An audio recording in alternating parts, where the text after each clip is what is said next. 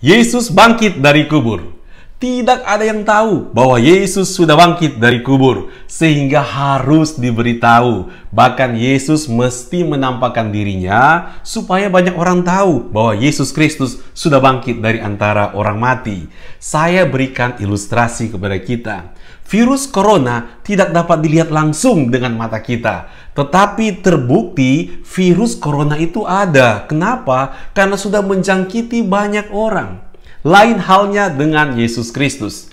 Di tempat pekuburan yang sunyi dan sepi, tidak banyak orang di situ. Pagi-pagi benar, masih subuh, Yesus Kristus bangkit di hari Minggu pagi.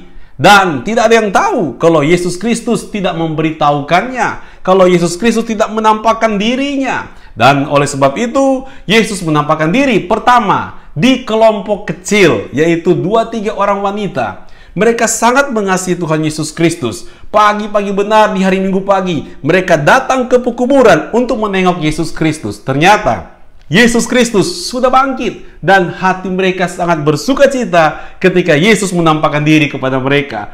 Yesus juga menampakkan diri di kelompok sedang, yaitu kelompok 12 murid Tuhan Yesus Kristus. Yesus menampakkan diri kepada mereka di sebuah rumah. Bahkan Yesus Kristus menampakkan diri di kelompok besar, di kelompok 500 orang sekaligus. Tuhan Yesus menampakkan diri di situ. Kenapa? Supaya orang banyak tahu bahwa Yesus Kristus sudah bangkit dari antara orang mati. Nah, kita akan belajar bersama-sama pada saat ini apa tujuan penampakan Yesus setelah bangkit dari antara orang mati. Kemudian, bagaimana dengan isu atau cerita-cerita bahwa di tempat ini Yesus pernah menampakkan diri, di tempat itu Yesus pernah menampakkan diri. Bagaimana kita meresponi dengan benar menurut ajaran kebenaran firman Tuhan? Kita juga akan belajar bagaimana kisah penampakan Yesus Kristus 2000 tahun yang lalu memberikan berkat yang menguatkan iman kita supaya kita kuat dan mampu terus melewati pergumulan-pergumulan yang ada pada saat ini, termasuk pergumulan menghadapi virus corona. Nah, kita akan lihat kebenaran firman Tuhan. Tujuan Yesus menampakkan dirinya. Poin yang pertama adalah membuktikan dirinya hidup sehingga menggantikan kesedihan dan kehilangan menjadi sukacita, damai sejahtera, dan makin menyembah Tuhan Yesus Kristus. Mari kita lihat Yohanes 20 ayat 19. Demikian firman Tuhan.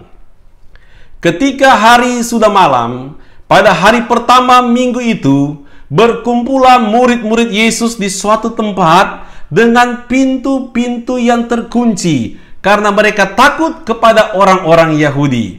Pada waktu itu datanglah Yesus dan berdiri di tengah-tengah mereka dan berkata, "Damai sejahtera bagi kamu."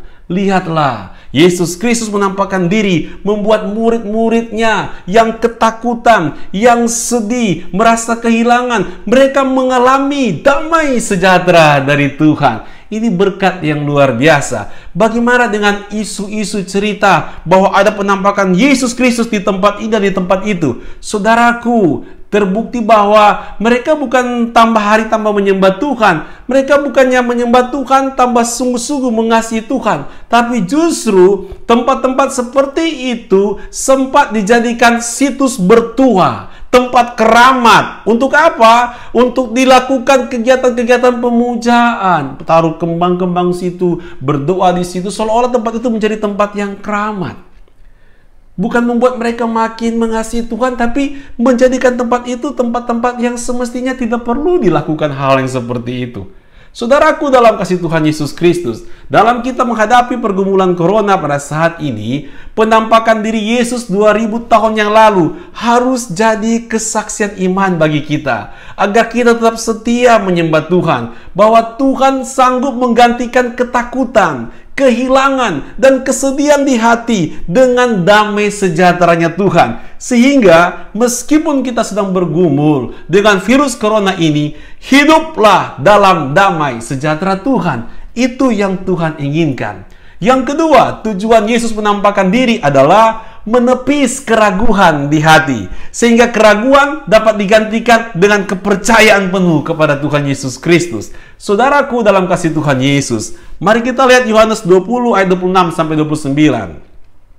8 hari kemudian, Murid-murid Yesus berada kembali dalam rumah itu, dan Thomas bersama-sama dengan mereka. Sementara pintu-pintu terkunci, Yesus datang dan ia berdiri di tengah-tengah mereka dan berkata, "Damai sejahtera bagi kamu." Kemudian ia berkata kepada Thomas, "Taruhlah jarimu di sini dan lihatlah tanganku. Ulurkanlah tanganmu dan cucukkan ke dalam lambungku, dan jangan engkau tidak percaya lagi, melainkan percayalah." Thomas menjawab dia, "Ya Tuhanku dan Allahku." Kata Yesus kepadanya, "Karena engkau telah melihat aku, maka engkau percaya. Berbahagialah mereka yang tidak melihat namun percaya."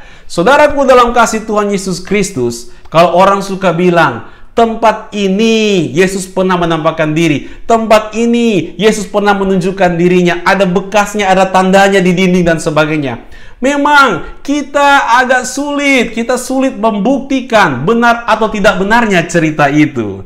Hanya saja jika kita lihat dari dampaknya, justru orang-orang berbondong-bondong ingin melihat tempat itu, ingin berada di tempat itu. Namun hidup mereka tidak berubah. Mereka tidak makin taat kepada Tuhan.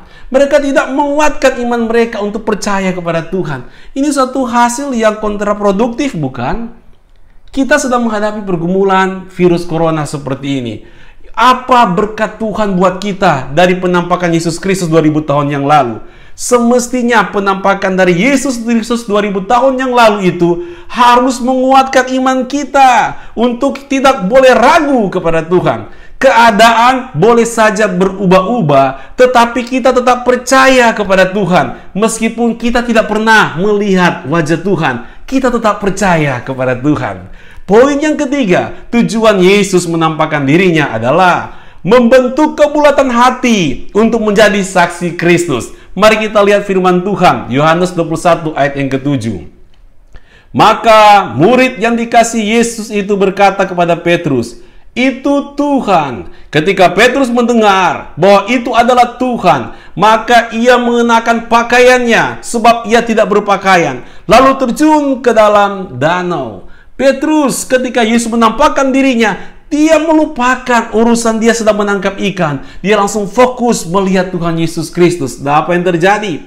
Tuhan Yesus mengingatkan mereka agar menjadi saksi Kristus. Bangun kembali komitmen di hati untuk menjadi saksi buat kerajaan Allah. Saudaraku dalam kasih Tuhan Yesus Kristus, kalau orang suka bilang ada Yesus pernah nampakkan diri di sini dan di situ, sekali lagi kita sulit untuk membuktikan benar atau tidak benarnya. Hanya saja justru orang pada antri mau tonton yang katanya ini bekas penampakan Yesus Kristus, namun tidak mau sungguh-sungguh bangun komitmen untuk bersaksi bagi kerajaan Allah. Ini sesuatu hal yang sangat bertolak belakang. Saudaraku dalam kasih Tuhan Yesus Kristus, memang juga saat ini kita sedang menghadapi banyak pergumulan akibat dari virus corona. Tetapi jangan tinggalkan komitmen panggilan kita. Memang saat ini banyak pergumulan tentang kesehatan, tentang keselamatan, dan pergumulan tentang masalah ekonomi. Namun kita mengerti ini bukan urusan yang mudah karena dampak corona. Tetapi ayo jangan tinggalkan panggilan kita. Layanilah Tuhan dan Tuhan pun akan setia menyertai kita. Tuhan Yesus memberkati.